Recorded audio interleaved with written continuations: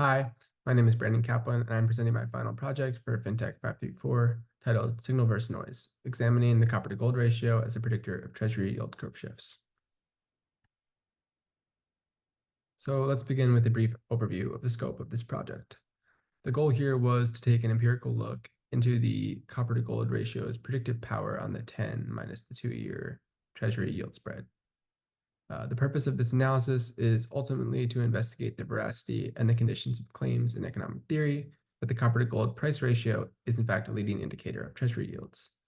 So I'll start with background and motivation, get into the methodology of my analysis, then the empirical investigation itself with the results and discussion, and then finally conclusion. So starting with some background. We'll talk about copper. Copper is an industrial necessity, an indispensable commodity in any modern economy, which according to Parnes. Now, copper is definitely used in a variety of economic activities from construction to electronics and machinery, and more recently, green energy. Its demand thus, and as well as its price, because price rises with demand, is heavily correlated to economic activity. When things are being built, copper is usually going to be involved.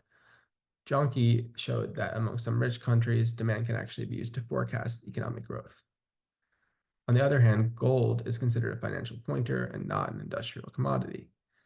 Its scarcity and its softness result in its limited industrial applications. Instead, throughout history, gold has been a resource in which to store wealth. Its value also tends to appreciate in periods of economic instability. It's been considered a safe haven and a hedge against inflation, as shown by KP et al. In addition to being a hedge against inflation, it's also just a hedge against unfavorable volatility in the market, as shown by Nguyen et al., where if you have money in stocks and the market is being very volatile and you don't want to be exposed to it, take your money out of the stocks, put it in a hard asset like gold, and it's safe. Thus, broadly speaking, in the copper to gold ratio, the copper price and it is going to be indicative of periods of stability or expansion and less volatility when increasing.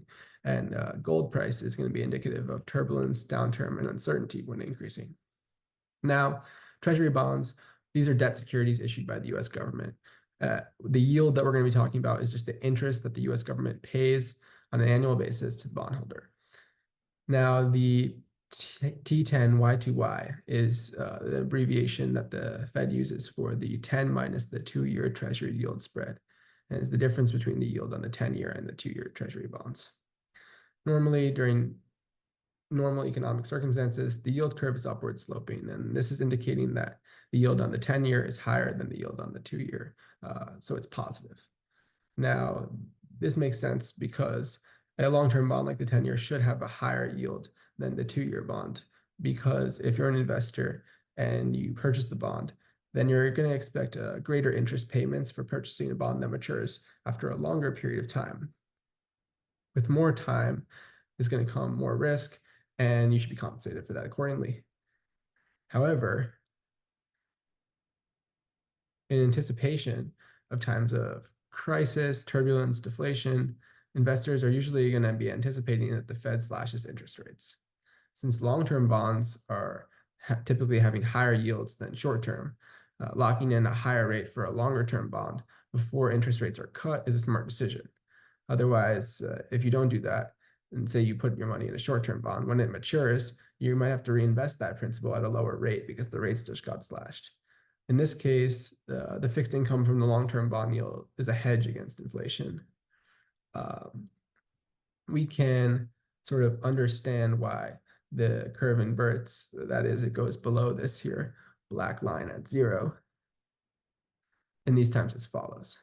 So if interest rates are expected to fall or are falling, then the demand for existing bonds with high yields, like the 10-year, is going to increase so that you can lock in the best rate possible.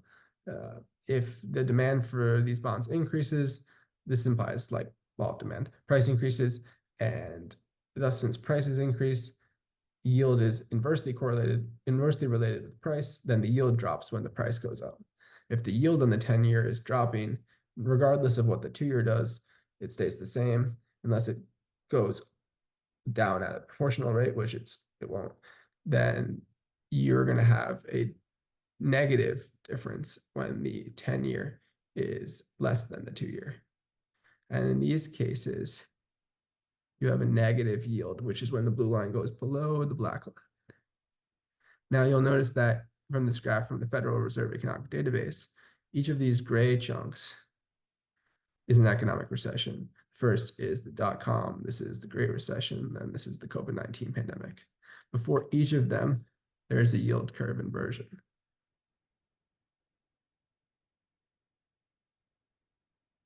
Getting into my motivation behind studying this is that I'm interested in the relationship between the copper to gold ratio and the 10-year minus the 2-year yield spread on account of the wide-ranging implications of the latter, from mortgage rates, bank loans, other lending activities, and fixed income, just to the general market as a whole. The Treasury yield is indicative of investor sentiment across a wide range of activity.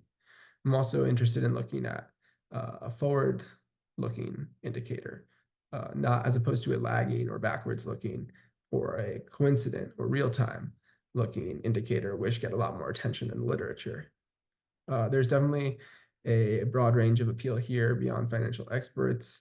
I, for one, am just generally interested in fixed income securities, and I think people that are interested in the macroeconomy as a whole would take interest in this. Given the post-COVID turbulence, this is also somewhat current and relevant. Now getting into my methodology, I'm going to look here first at the data sources and processing.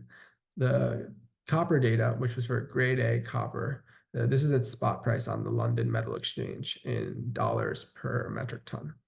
I got this from the National Institute of Statistics and Economic Studies, or INSEE, and this was downloaded on an average per month basis. Now the gold data, which was the gold spot multi-contributor price per troy ounce in US dollars. Troy ounce is about 10% heavier than a standard ounce. This was acquired from a Refinitiv on a per day basis. The yield data, I got that from the Federal Reserve Economic Database on an average percent per month basis. So what I had to do with the data to clean it up was that the daily gold spots had to be converted to an average per month price from the daily price. The copper spots had to be converted to price per pound from price per metric ton. And then the copper to gold ratio itself was just computed by taking the quotient of the copper spot per pound over the gold spot per troy ounce. The Treasury Yield Spread, I didn't compute myself, the Federal Reserve did, but they just took the difference between the 10-year yield and the 2-year yield and averaged it per month. In terms of the analysis, the data frame spanned from January 1995 to the end of October 2023 at a monthly frequency. To train and then test my model, I split the data up into train and test sets accordingly. The time series data was non-stationary, meaning that like its mean and variance were not constant over time. To handle this for the model that I chose to use, I had to difference the data, which means just subtract the current observation from the previous, and then you help remove the trends and stabilize the mean. The stationarity I tested before and after differencing using an augmented Dickey-Fuller test. Afterwards, when I knew that the data was stationary, I fitted vector autoregression, or a VAR model, to the difference data. So a VAR model is just a kind of stochastic or randomly determined process model that can handle multivariate time series. So the model itself is inherently endogenous, and this is going to mean that there isn't a clear independent or dependent variable as you might think in a traditional regression where you increase A and B responds. So instead, a VAR model is going to treat every variable in the system as a function of the past values of all the other variables in the system. This means that each variable has its own equation within the model with past values, or what we'll refer to as lags, of itself and all other variable as predictors. The term autoregressive just indicates that the model is based on the premise that past values have a regressive effect on current values. This is going to be important for time series data where we're looking at historical data and wanting to influence future. The number of lags, or past values, was determined using the AIC, which is an information criterion. And here the number of lags that we choose, we want to optimize it because that's important in just balancing complexity with overfitting. We don't want to get the best stats if we're fitting to noise, basically.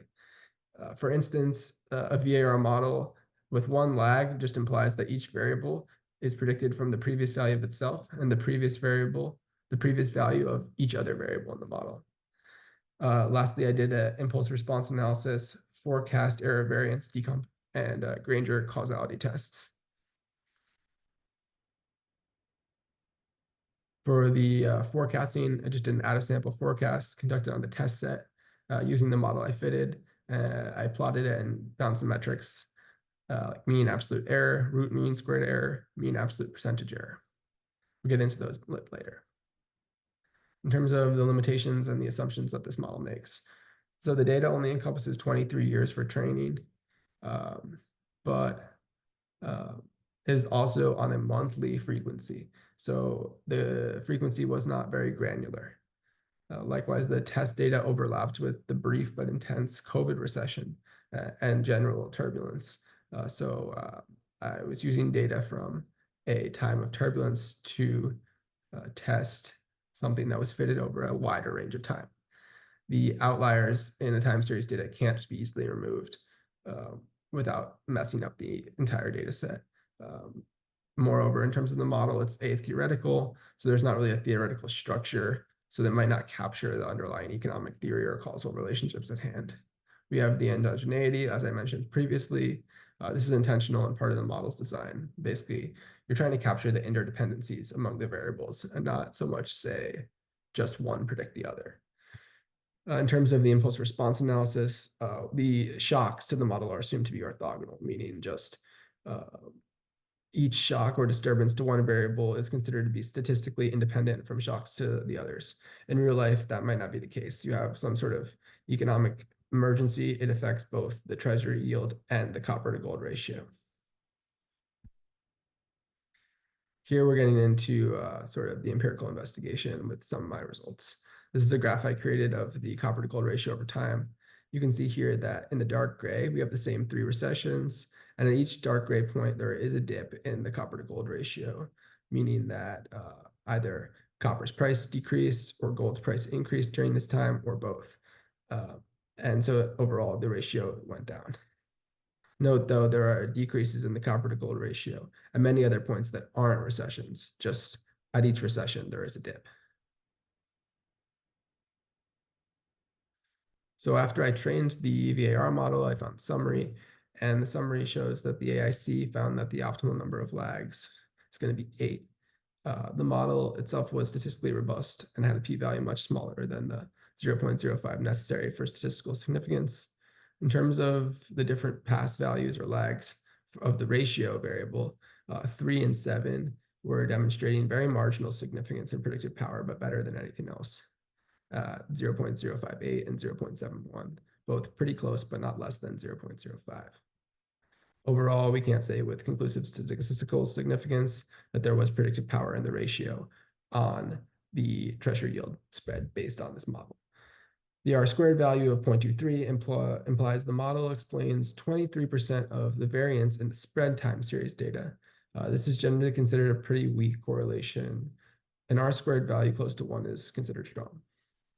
However, the correlation residuals of 0.038, those are small, and this suggests that the model did account for most of the intervariable dynamics between the ratio and the spread. For the Granger causality test, the F statistic p-value was 0.4455, much greater than 0.05.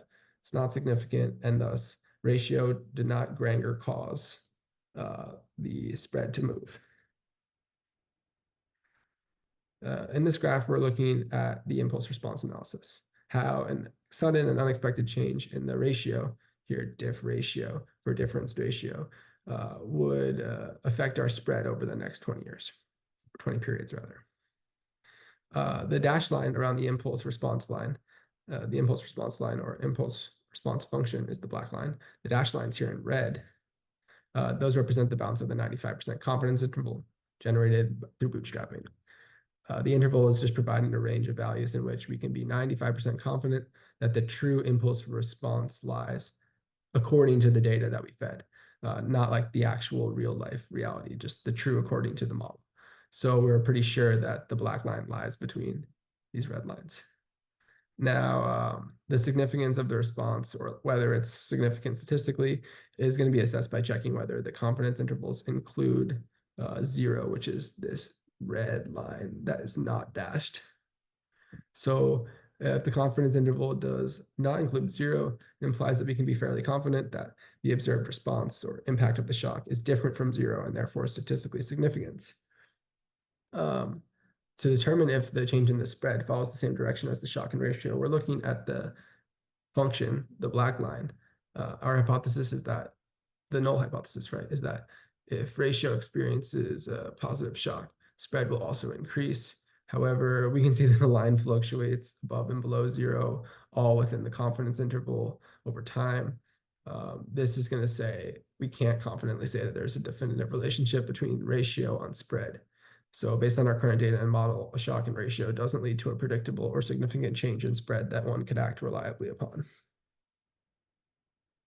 Here, we're looking at a chart that shows a forecast error variance decomp, which helps us understand how much of the future uncertainty in our variable of interest, diff spread, which is just the difference Treasury spread, yield spread, is due to its own shocks, which I explained in the previous slide, versus shocks to diff ratio. So the axes here, we have percentage, which is just the percentage representing the proportion of the forecast error variance. Horizontal axis is more confusing. It's the horizon, which is just the number of time steps ahead for which the variance is being decomposed. Now, each bar here represents a point in the future. So 1 point on the horizon, 2, etc., where forecasting for the spread.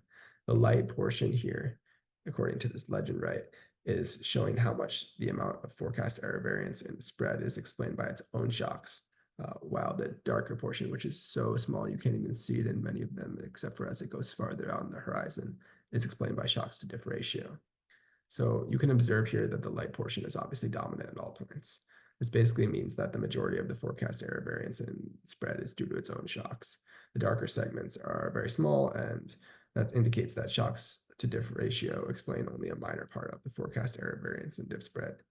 This analysis basically says that while ratio has some influence on the forecast error variance of spread, the majority of the variability in our forecasts for spread is actually due to the variable's own shocks. And this is important in understanding the dynamics of the spread versus the ratio in terms of leveraging it.